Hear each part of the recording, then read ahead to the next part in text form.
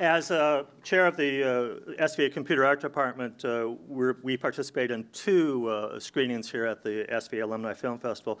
This, which is the Avengers, and this will feature the work of two of my favorite alumni, two of my favorite people, Jeremy Butler and Joel Sevilla. Yes. Jeremy and Joel, and by connection, Joshua, who couldn't be here tonight, were the people that I actually built this department on. And in no exaggeration, I've always dealt with our students' work and our department based on the quality of the work our students were capable of doing. In 1999, when Joel and Jeremy graduated, I met them just a year before. It was the first year I was at SVA. They were my go-to people, basically. Whenever I needed anything, Jeremy and Joel would be the first ones to volunteer. And I subsequently volunteered them for an amazing amount of things. Anything from trade shows to people doing interviews, New York Times, everything that we could think of. They were the guys I hung basically our entire reputation on. And it was easy. They had completed a small animation the year before I arrived called Joshua, a wonderful skateboarding animation. And so it was easy, and just the kind of personality that we look for in our students, they always, for what I was looking for to find at SVA, they embodied. And they've always been the reference point for pretty much everything we've done. And as time has gone on, I always still have go-to people, and some of them you'll see tonight participating, and you'll see more tomorrow participating. But the thrill of being a chair of a department at SVA and being able to have students and alumni that you genuinely like and totally admire is one of the great things you can do as an educator. And so it's really my great pleasure to introduce for this evening your 3D viewing of Avengers. So please enjoy the show. We are going to do a question and answer. Let me introduce Joel Sevilla and Jeremy Butler, please. And moderating tonight will be Dan Dickheiser. Dan, please come up. That's right. If you've ever wondered if there was a career in this business, if you noticed how many visual effects artists were making this film, there's thousands now, of which two of the best are right here. Welcome, Joel and Jeremy. Thank you very much. And before we start, I just want to say thank you to SVA and John and Adam and Dan, everybody, Dan, for having us. This is really, you know, it's an honor to come back here and talk and do this sort of thing, so thank you very much. All right, so what role did you guys, Joel, if you don't mind starting off, what role you played in the VFX shots? At the time, I was a CG supervisor. I'm the CG supervisor at Hydraulx. So I was leading a team of artists. We had about 60 to 80 at that point. And then in addition, I was animating some of these shots that we just looked at. People in the background, also animating rocks and everything else like that. It was a lot of work in a short amount of time. We had about 5 months to do all the work we just saw here and a little bit more. And Jeremy? Oh, my role, I was jumping between rigging and animation. So there was a bunch of rigging for the digital Samuel, the digital helicopter, like those kinds of things, and then the animation of the crowds running and whatnot. So how was working with the other studios, since there was about 14, I believe, different visual effects companies? How did you coordinate that with them? It was interesting working with all the other vendors. We kind of came on towards the end of the project, thus the 5 months to do it. You know, whenever there's a big show like this, there's always a lot of people involved. You can tell by the credits. So, you know, it was really important for us to share assets and, you know, just basically work together to get what we needed to get done. And Yannick, who was the visual effects supervisor, was really great. You know, working with all the different vendors, and he was at the studio a lot. He was traveling between all the studios to, you know, help bring all the product together, basically. So there was a lot going on. So it took you 5 months. What would you say the longest? Was there any shots in particular that took you guys way longer than expected, by chance? Well, I know you could speak more on that. Yeah. You know which one. Yeah. So, you know, one of the biggest shots that we were working on was the base imploding. Mm-hmm. So, getting that whole dynamic sim to happen, and, you know, going between, you know, all the different software we were using to do that. That we kind of started immediately, and it kind of didn't get done until the very last second. So, you know, the bass definitely was like the tough one out of all that stuff. I mean, it was all pretty tough, but that was especially tough. Yeah, pretty intensive. So, did you have any shot that you really enjoyed to work on, or did you? Well, I don't mean to sound. Did you have? I know there was one that it's kind of dumb. When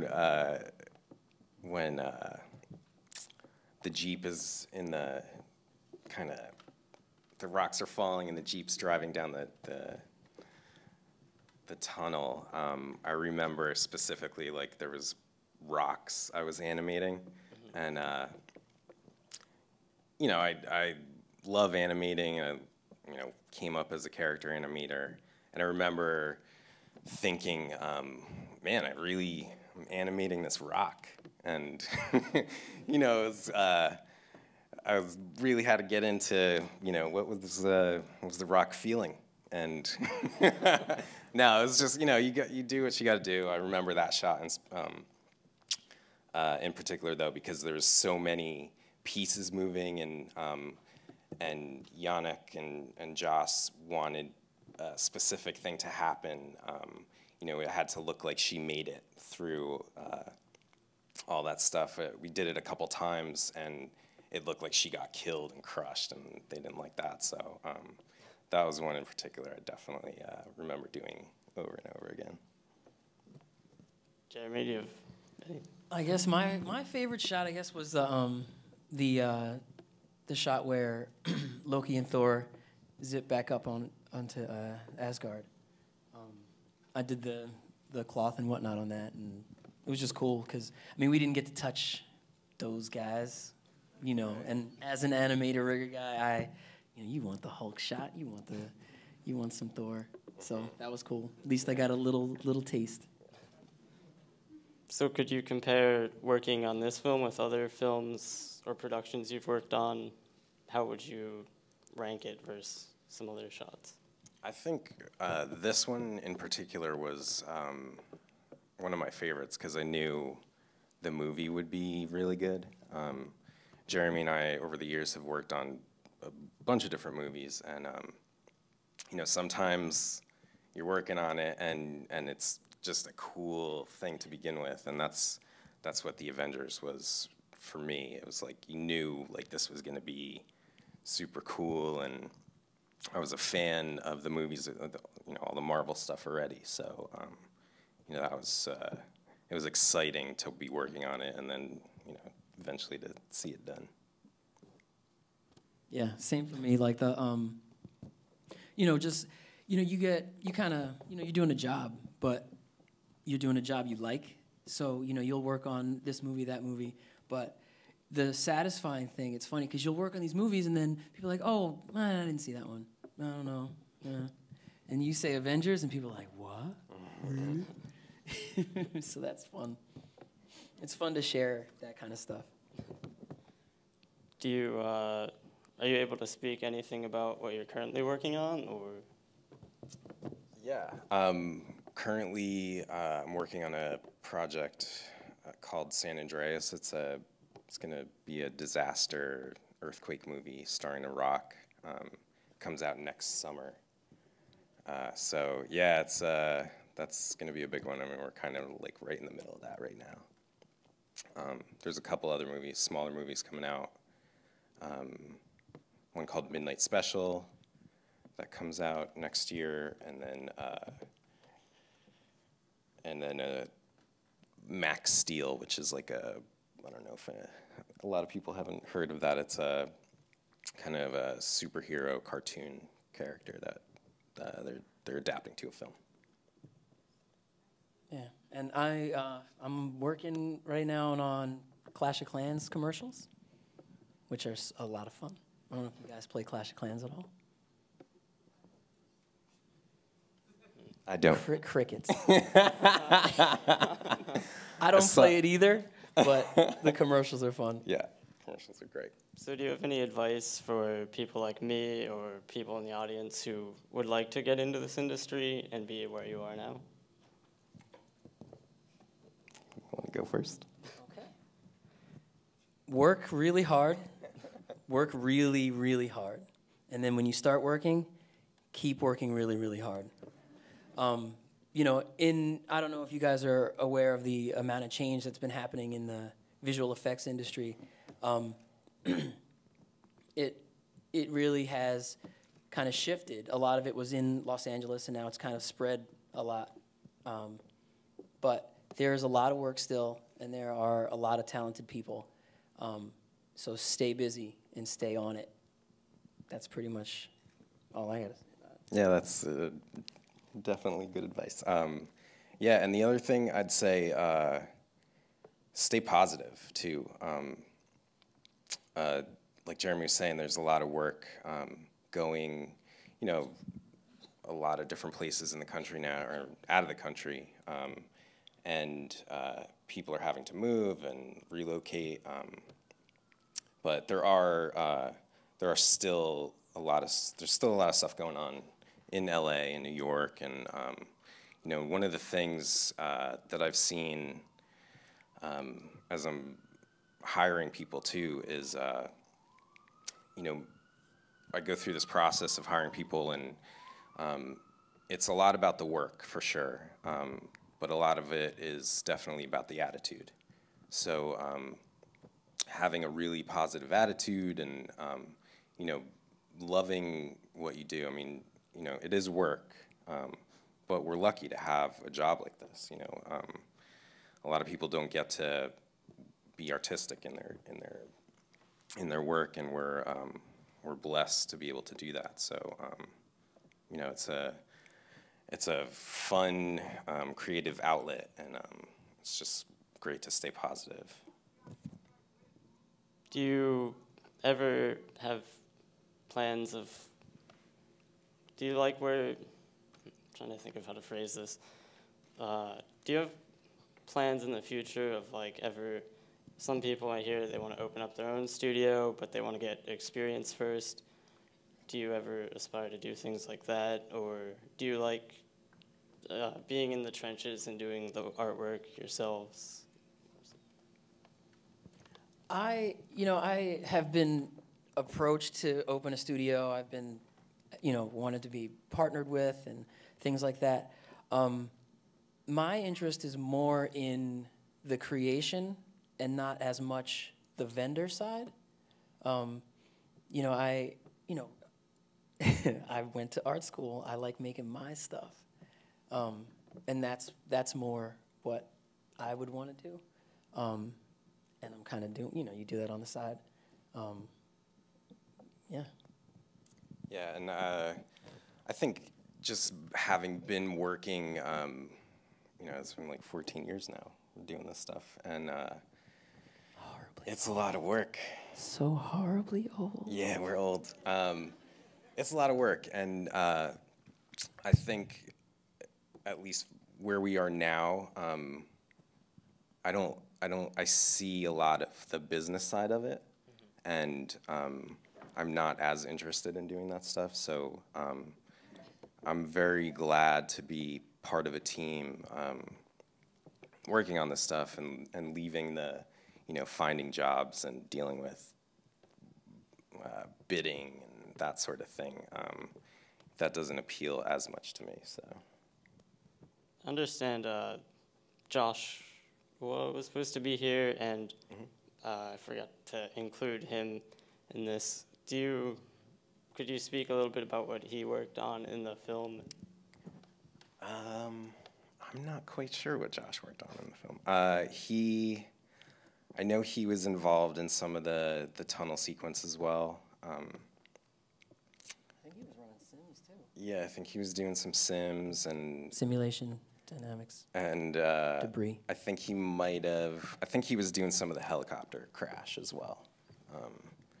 Yeah, and he actually, he would have loved to be here. He's busy working. He works right now. He's working on the Jungle Book. They're doing a previs for the Jungle Book at the moment. So he couldn't break free to come out, but he says hello, everybody.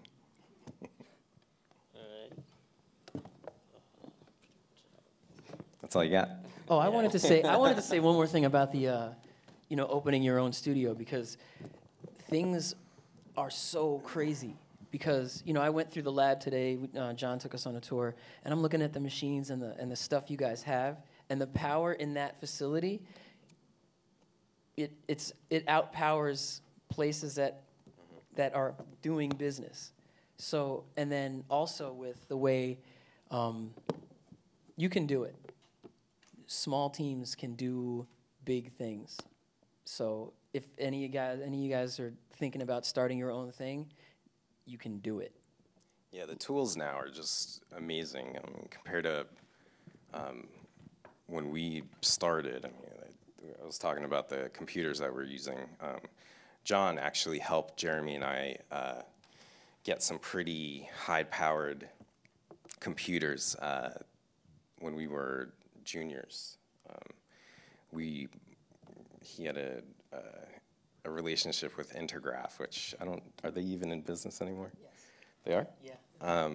They're not making workstations, though. Yeah. So we got these really sweet workstations that we had in our dorm rooms.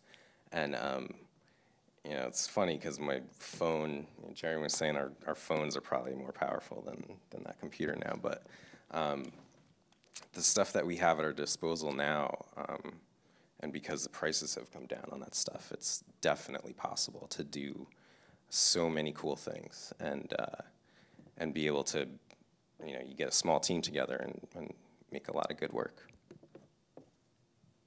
All right. I guess we could open it up to the audience. Sure. Hi. Is that? Hi, I'm dead. You can come down to the mic. Oh, yeah. Yeah. I talk pretty loud. Yeah, that's fine. We're getting it on camera. Oh. Yeah. Got to come to the mic.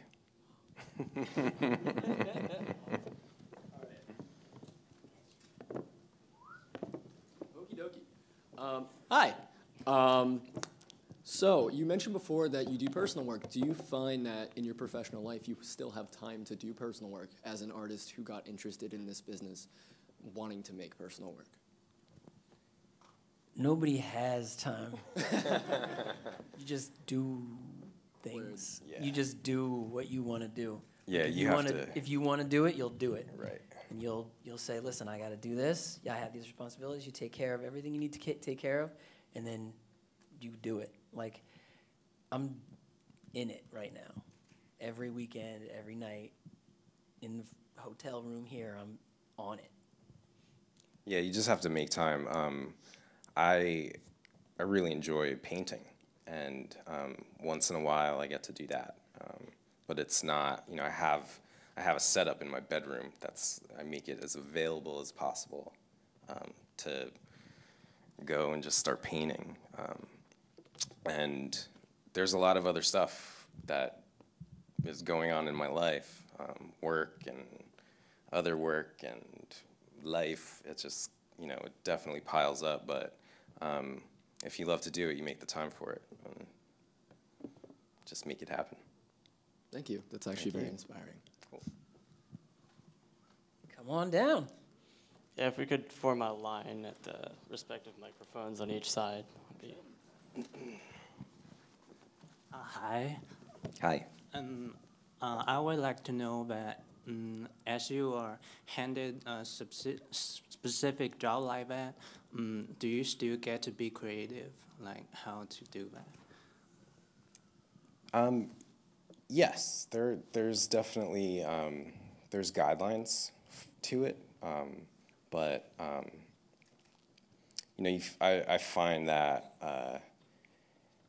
I've been given the opportunity to kind of present things to whether it be a director or supervisor, and they kind of give you the general base, and sometimes they give you exactly what they want, but they give you a general base, and then you kind of put yourself into it. So especially with animating, there's for me, there's been times where I can, the director wasn't thinking that certain thing should move that way, or thought it would move a different way, and then I had a thought to do it this way, and they're like, oh, that's cool. So there's definitely license for sure for a lot of stuff. Sometimes you just have to do it how they say, and that's how it goes.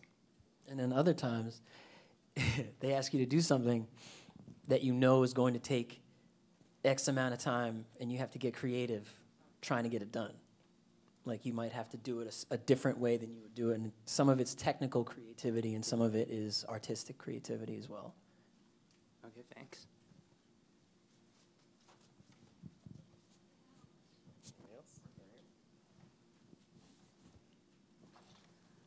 You said you only had 5 months. Do you think that under normal circumstances you would have been able to get way more done? Like, how much time would you have preferred, do you think? Like, did you have enough time to get done what you wanted to get done? In the end, yeah. I mean, we definitely got what we needed to get done. I was having a conversation with one of our producers before yesterday before we came out, and we were just talking about kind of recanting the job and everything that went into it.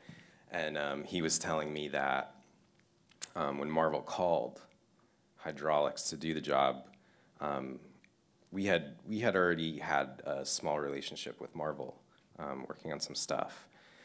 But there were so many different vendors, and they wanted to spread it out a little, and they called us, and they were basically like, okay, we're giving you this, don't mess it up. That actually, they were like, we know you can do it, but don't mess it up. The timeline that we had was it. So we just had to not mess it up in the 5 months that we had it, and they were really happy with what we did, so it worked out.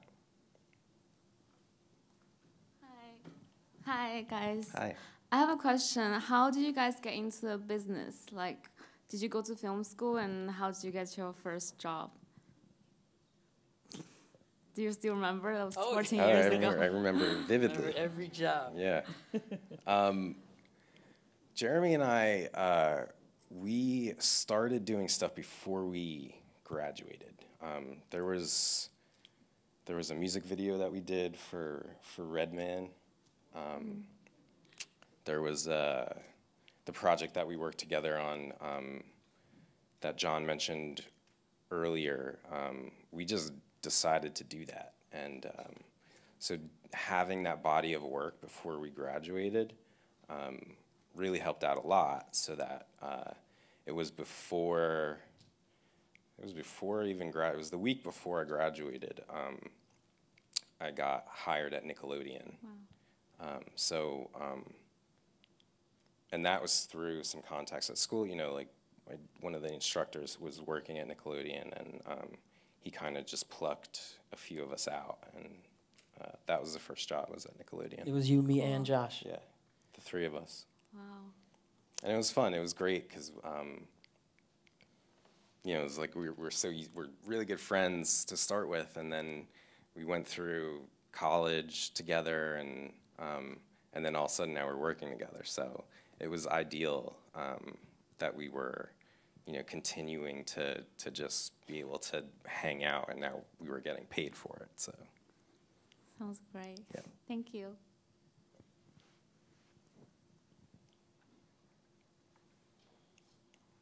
Coming down. Good evening. Good evening. Thanks for staying late. Well, we were talking about industry, so let's talk about industry. You say industry is shifting many of the stuff. So would you like to talk about how it's shifting and where it's shifting to, and especially the technology nowadays is infecting the industry so much? As what is the industry is expecting the work? What kind of work they're expecting right now? Like right now we can see a lot of online tutorial guys and stuff, which we mostly pay attention to. They did a really decent job, and suddenly the people that are not going to professional school is raising. So I'm wondering what kind of work or what kind of motivation or whatever the industry is expecting from a professional level instead of,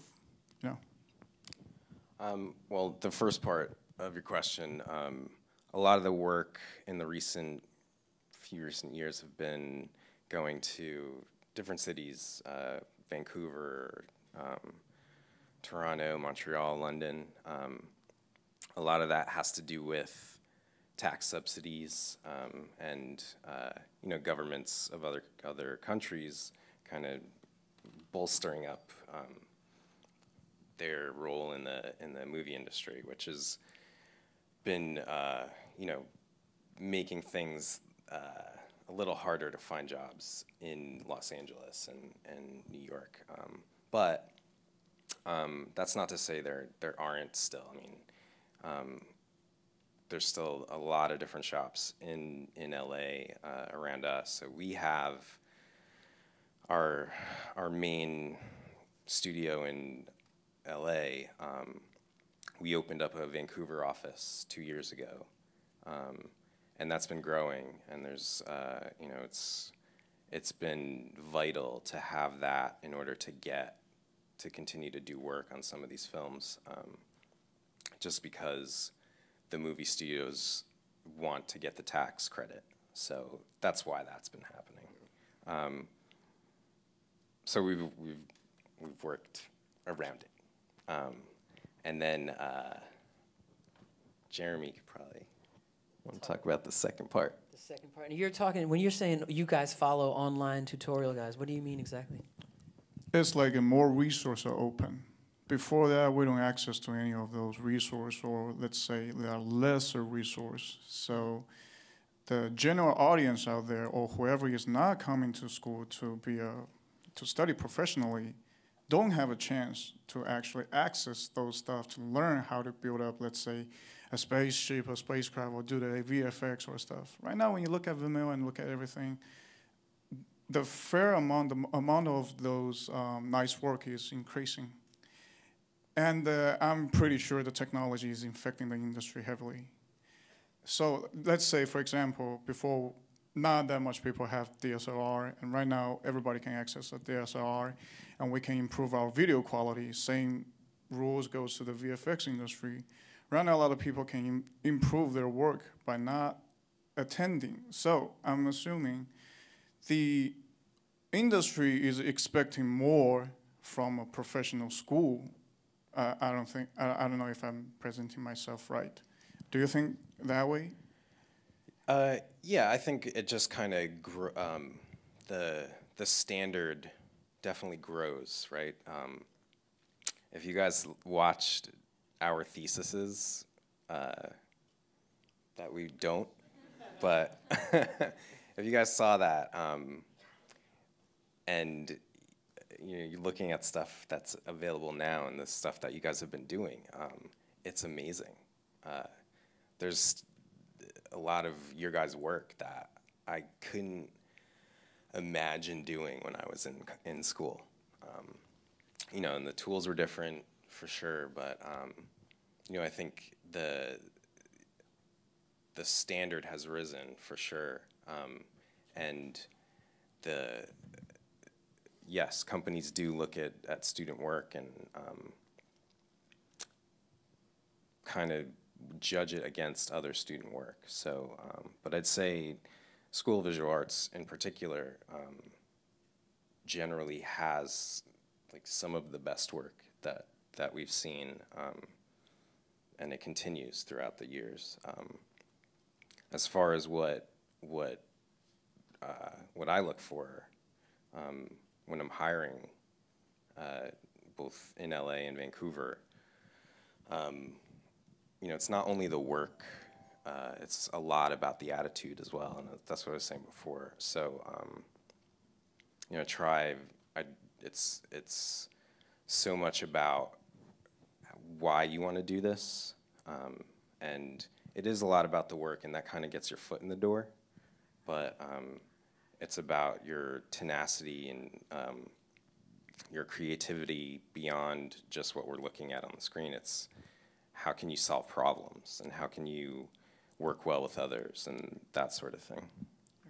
Yeah, because nobody does this stuff alone. Yeah. Like, there's no way to do it, you know, alone. So if you know, you are judged first by the stuff you make, and then, you know, going from there, it's like, okay, hit the mark visually. Now can we get along with this guy? Like, when it's, you know, when it's 10:30 at night on a Sunday, like, am I going to be rolling my eyes at this guy? Oh, gosh, him again with the thing. You know, because you know, you're working in teams and you're working with people, and that's where it really is. Thank you. Anybody else? Sure.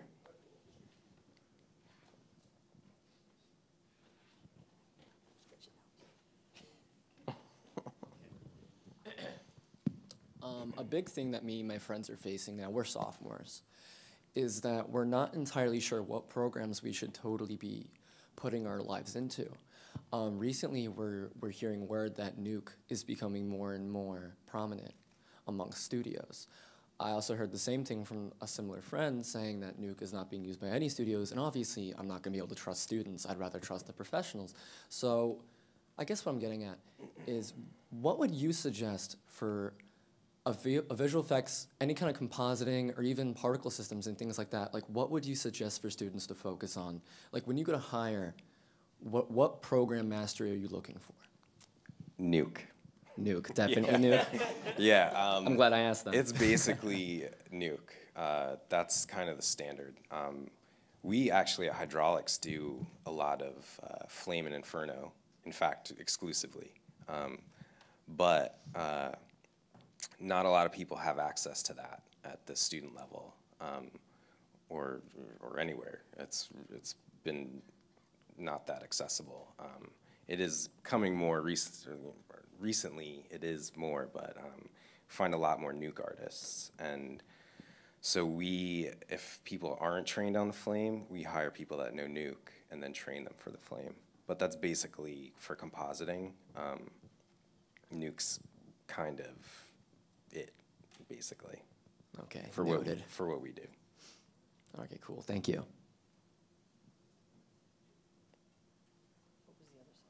Oh, and the dynamic stuff and that sort of thing, we've been using a lot more Houdini. Houdini, and we still use 3D Max, Thinking Particles, and Fume.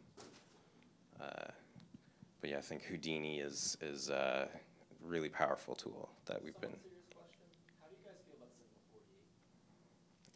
If you even know what it is. I've never used it. Okay, fair enough. Yeah. John's coming up. I'm only just going to start to wrap it up. Sure. But never base your career on student information, by the way. Just let me. Yeah. The student, by the way, the student who said that no studio uses Nuke is somebody you shouldn't talk to anymore. I'm just saying. Just saying. Please say thank you to Joel and Jeremy. And Dan, you did a great job. Thank you. Yeah, you did a great job.